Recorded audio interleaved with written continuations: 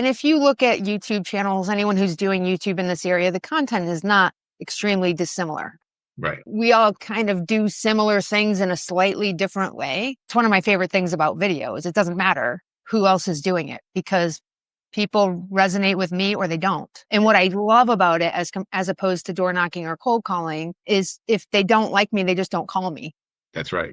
They're never like, hey, you suck. Bye. You don't get that call. Give you a hard time. They don't give you don't get the rejection as much, I mean, it's out there, but it's not happening to your face, I'm sure. So some people are going to resonate with me. Other people are going to resonate with other video creators. And I love that. It looks to me, and I think as a viewer, I go on and I do a Google search, a YouTube search for living in Apex, and I get a plethora of different people. How can that be where you're still getting enough business from that massive jungle of video? I mean, just kidding. I mean, Joe, it's the hair. There you go. No, I think it really is. The beautiful thing about YouTube is it's owned by Google, right? So when people are Google searching, eventually, you probably will come up. And as they go down those rabbit holes, your videos will get suggested the more they're looking at Apex, say.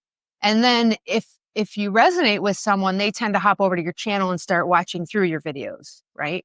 So then they kind of feel like they get to know you. So that first call is very easy when they finally do reach out.